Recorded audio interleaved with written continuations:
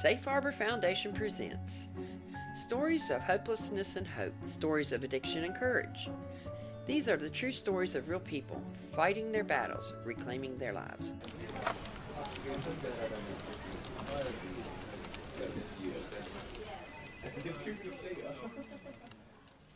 Hi, my name is Toby. I will be 55 this year in June. I am a person in long-term recovery. I have made it for 5 years now. My story is a little bit different than some. I feel like I had a charmed childhood. I had a charmed life. I didn't really have a lot of struggles. Wasn't around addiction. Wasn't really around drinking, drugs, and all of that. I became addicted to pain medication through my doctors. I've been on Lortab for probably 15-20 years. Everything seemed to be okay. I was also prescribed Xanax and Adderall, and all went well for probably the first 15 years. But then I was put on roxicodone, and once I got on roxicodone, I was in my 40s. I would have never dreamed of doing drugs or shooting up as what I thought drugs were. But it turned out after the roxicodone stopped being prescribed to me and I had that sickness that everyone in addiction knows about, I ended up trying heroin to get relief from that sickness. And I was in my 40s when I first tried heroin.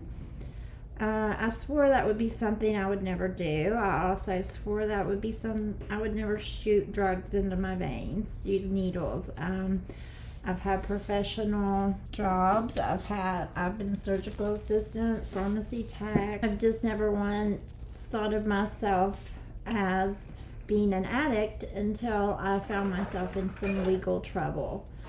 And at that time, I was given Monday day reports, and all I had to do was come every Monday and be able to have a clean screen, which I soon found out was harder to do than I thought.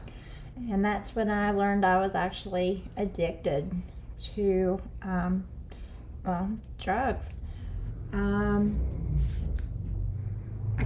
That's when I learned I couldn't stop. Correctional facility, put me in rehab. We went rehab. I did that about 3 times. I still had no interest in stopping my drug use at that point.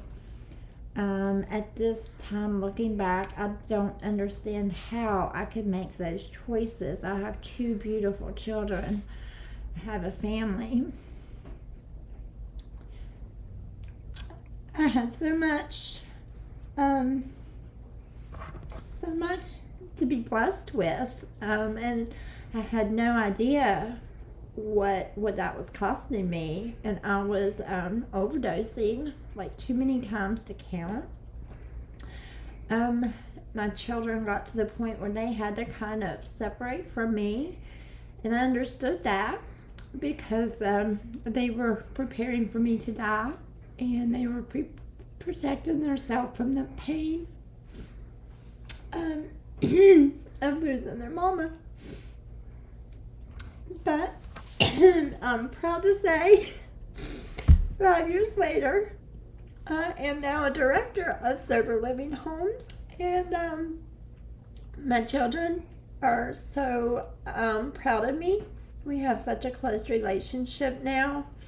That's something that's priceless, and when I look back to those days and think about making those choices, I can't imagine how I made those choices. So I know that when you're lost in addiction, we make choices that don't make a lot of sense to a lot of people. But we do what we have to do to get by. And I never thought I would be clean. I never thought I would live until my 50s.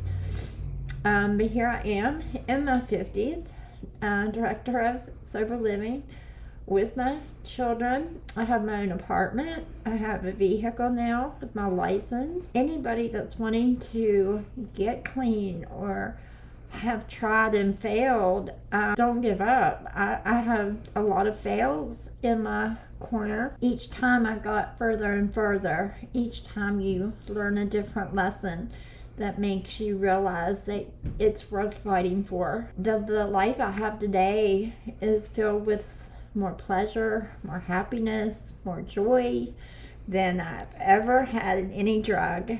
And as I said, drugs wasn't something I was willing to give up for a long time.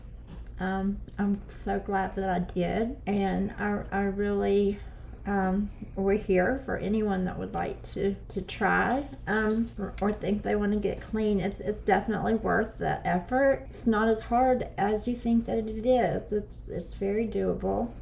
I would say the biggest suggestion I would have is the people, places, and things. You have to change your people, places, and things. Once you do that, giving up the drugs isn't so hard. It's the habits that are just hard to break. So when you get sick enough and you get tired and sick and tired of being sick and tired, then that's generally when you're ready. Safe haven was for me an actual safe haven. I had been in some facilities. I had been in some sober living in Ohio, and I had been to rehabs in Ohio, but I would always go back to the same place that I started, and I would find myself using and overdosing within a week. So when I found Safe Haven here in Charleston that was so close to where I was from, I called, and the owner, he got me in that very day. I remember I had a lot of anxiety and wasn't sure what I was getting into.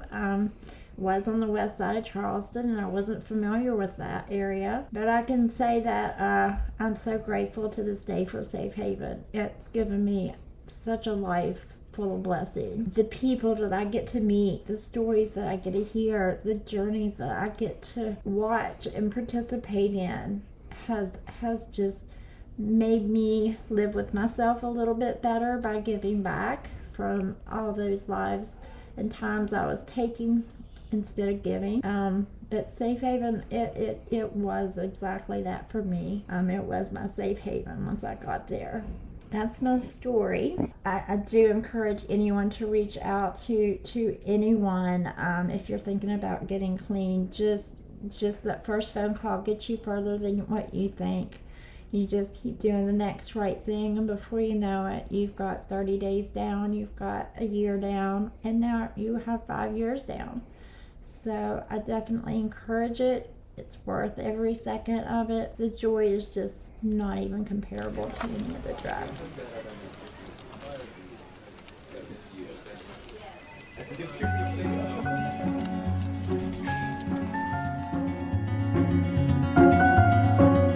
This has been a Safe Harbor Foundation podcast. This episode and others are available at safehavensoberhomes.com. If you know of someone who needs help with addiction, please call us at 304-853-3869 or visit us at safehavensoberhomes.com. Be well, people. We do recover.